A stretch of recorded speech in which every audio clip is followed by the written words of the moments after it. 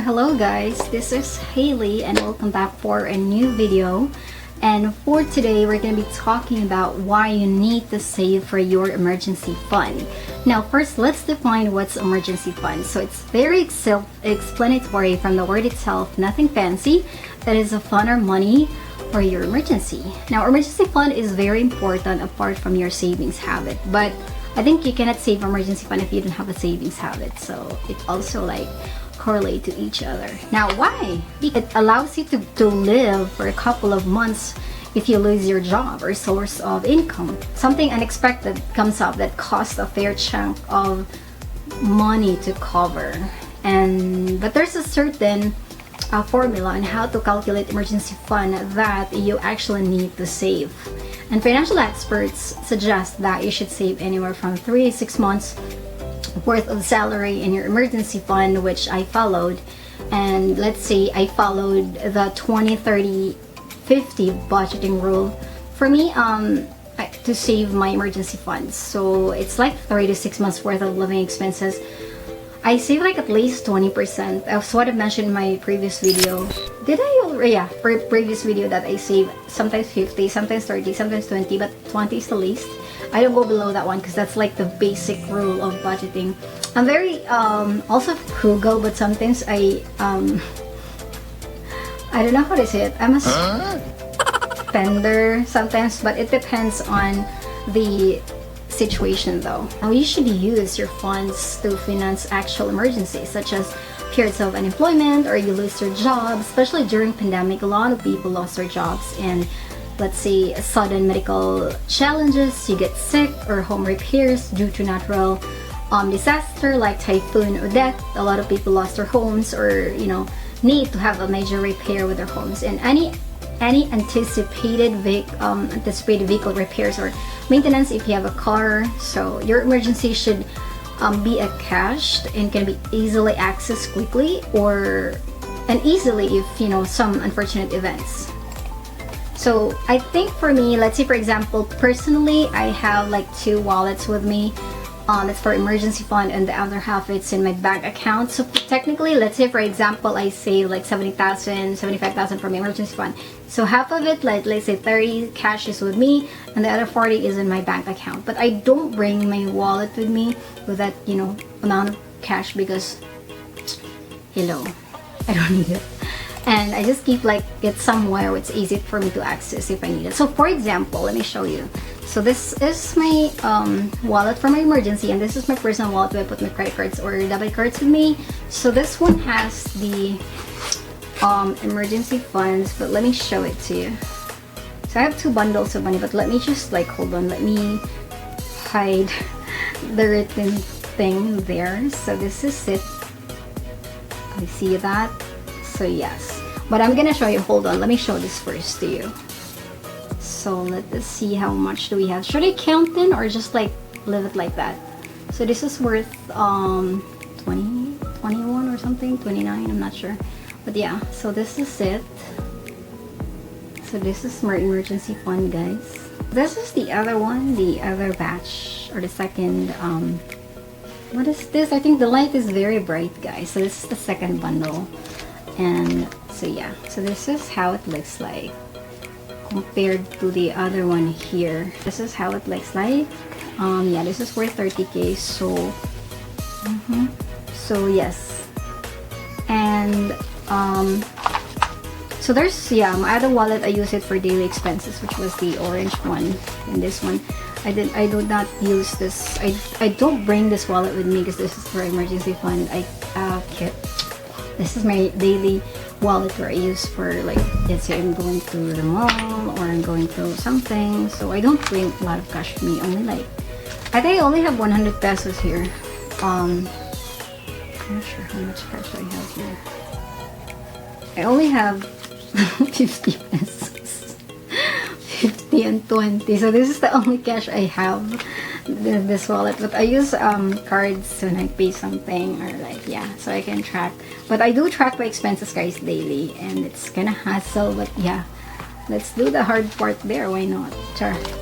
But yes, I do that. So say for example, the typhoon that happened recently in December. So I did not panic because I already have an emergency fund cash with me, so literally I'm prepared. But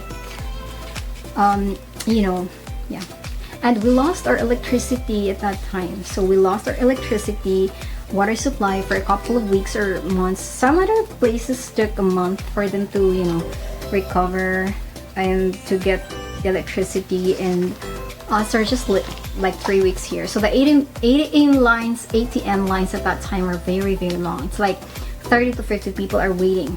Can you imagine? Like, that's how long it was. Like, it was literally bad. And to get money from the ATM machine. But I did not panic at all because I'm prepared for my emergency, any unfortunate events. But I hope that will not happen, or I don't like to anticipate any unfortunate events. But yes, I'll pray for any thing that will not happen to me. So yes, I did not bother to withdraw my cash because I have an emergency funds, and that can easily be accessed. Also, we received a 20,000 cash assistance from our company, so we were like so blessed and we're so happy, but we're not allowed to mention what's the name of our company for privacy and security. But thank you. And yeah, it was like directly deposited to our payroll accounts, and I just keep the money in my emergency fund. So we're very happy about that we are financially supported. And another unfortunate event happened, such as pandemic, and still going on until now, and still a lot of people lost their jobs and lost their source of income, and businesses were closed, or some business owners, entrepreneurs filed for bankruptcy because they can't sustain the business anymore. And a lot of people are so paranoid, including myself. Our mental health was extremely affected. So, pandemic lessons, the COVID-19 pandemic now lasted for 2 years, and yet we still survived. So, what have you learned during pandemic? Did you see now the importance of emergency funds? Or what about during Odette? Did you see the importance of emergency fund? Can you think of it for a second, how important emergency fund is? And because honestly, my emergency fund helped me to sustain my needs and still pay my bills if I during times that I need it. So if I did not save money for rainy days, then I don't know what's gonna happen to me. So it honestly helped me. There's how much cash exactly should an emergency fund contain, and let's determine an amount. So this will depend rather on your preference and income level. So let's say start calculating your monthly expenses, living expenses. Let's say your monthly living expenses is 20,000 or 30,000, including your rental if you're living in a condo or apartment, your car mortgage, your groceries, gas, and all. But this is just an example. It may not be applicable to you, so it will depend on your preference and income level, as what I said earlier. Let's say 20,000, multiply it by 6, so that's around 120,000 pesos. That should be your emergency funds. That's only for 6 months, huh? And if you're living, if you're living monthly expenses lower than 20,000, let's say 10,000, multiplied by 6 months, so that's around 60,000. So that should be your emergency fund. So it's just easy to calculate, right? But it's hard to do. So easier said than done. Yes, it's always gonna be that case. But I hope you will practice saving for your emergency fund as early as now. But I hope it's not too late for you. And yeah, you have to really figure out what's your living monthly expenses. So you have to write it down. You should have your journal or something that you need to write on. For example, this is my tablet. So it's like a notebook, guys. So this is my tablet. So this is where I wrote my living expenses, my journal, or sometimes the things that are important to me. So this is where I wrote everything down. I don't normally use my cell phone because it's honestly, there's a lot of distraction. Also, you have to really figure out your living expenses. So tally up how much you spend for each month. So you're the one who knows that, not me. Let's say you're renting a condo or apartment, or write it down. How much is it? Does it cost 10,000 or 20,000? How much do you spend for your groceries? Let's say 30,000 or 5,000 or 10,000 on food, on a monthly basis. And your gas, your electricity bills, your water bills, and whatever expense you have to pay. You need to, pay for a month and you need to calculate them in detailed and multiply it by 6 months. So you have to be honest with yourself. The role of emergency fund is you should have saved at least like enough to cover your living expenses for 3 months or 6 months. That would be best. But if you would best, it will be 1 year. Let's say, you know, pandemic, right? If you lose your job, you have emergency fund, then you're not gonna, you know, panic at all because you're still financially prepared. And make it a goal this year, right? So just the 2022 began. It's already March right now. Like, can you imagine how fast it, you know, how fast it is? Like, how time flies so fast. Like, it was January 2 months ago, and right now it's March. So we're heading to the last, you know, month of the quarter, and we're gonna be moving on to the second quarter of the year. So make it a goal this year, guys, to save for your emergency fund at least gradually, at least to have the habit. Because if you have the savings habit, you know, it's not a big deal for you. So let's say, like me, I built that habit way back when I was like 20s. So it's not a big deal for me to save, you know, from our emergency funds or 20% from my income, because I already built that habit, or I know the importance of, you know, savings for rainy days. Now, also setting a plan and sticking to it is the surest way to achieve most goals. So you really have to set goals, guys. Goals are very important. Money goals, fitness goals, life goals, those are very important thing in your life when you're an adult. Now, you can open an account that can't be accessed with your debit card, or you can like open an account with debit card. It depends on your preference. You can do passbook or whatever. So it really depends on you. But if you're like the type of person who loves to shop and you don't have the you don't have the emotional restraint, so I would prefer to use the passbook. You can also automate transfers your fund to your emergency fund savings account. That way you won't even see the money on your primary account. And yeah, I also do that one. So that's like what I said, I have the 30K cash with me, but the other one will be transferred automatically to my bank account. So I do it online, so I don't see the amount, you know, like physically. So yeah.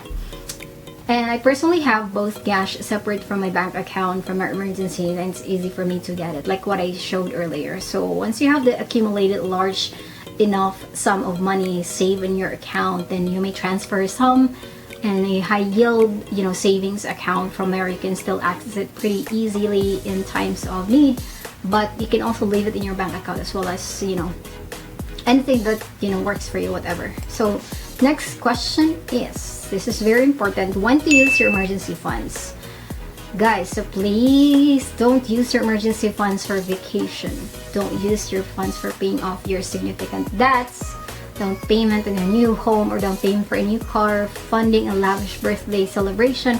Well, even me, I personally experienced one way back when I was like 20s, that I save, as what I mentioned earlier, I saved like 15 or 20,000, and then when I reach that amount, I have this urge of, shoot, I'm gonna buy shoes, I'm gonna buy bags, and I'm gonna buy this and that. So it's like, what's the essence of saving for emergency that it's not being used for emergency? You buy something, you buy material things. So yeah, that's what my mistakes before. Of course, I was still young at that time. We're only thinking about you know, what makes us happy. But it's not gonna be like that, okay? Because I've been seeing a lot of people that are in 30s, 40s, doesn't have any emergency funds. They don't even know how to save money. Like, believe me or not, there's a lot of people who are still stuck in those money bad habits. I personally attest that because I have some friends who's like that. She even like complimented me because I'm still young, or I'm younger than her, and I have this habit already. I told her that I love to read a lot of, you know, self-improvement, money, financial management book before, during my early 20s and mid 20s. So I built that habit because you are what you read. That's why I really I've seen a lot of successful people who loves reading because of that. They love self-improvement, they love those things because you are what you read. Now, I'm not gonna be talking about that in detail, but less yes. So majority of the people, I noticed that, you know, these are like really trying to go with the trend. They are saving, but it's saving for lavish celebration, but in reality they don't have any money left for their rainy days. Sometimes they even borrow money to celebrate birthdays. It's like, it's not even practical. please don't do that. It's gonna make you broke. Trust me, that's not a good money habit. Because I even like experienced this one before with my friend. She borrowed money from me because she wanted to celebrate her birthday. I told her that stop doing that, because just like don't celebrate your birthday. If you don't have enough money to sustain your celebration, then don't do it. I don't even celebrate my birthday personally, but I don't spend that much for my birthday to show off on Facebook that I have this birthday celebration and all of that. Please don't do that, guys. That's a money bad habit. You're gonna be in a trap. Now, moving on. So you need to create a list of acceptable expenses for your fund, or emergency fund. So again, ensure that they are actual emergencies.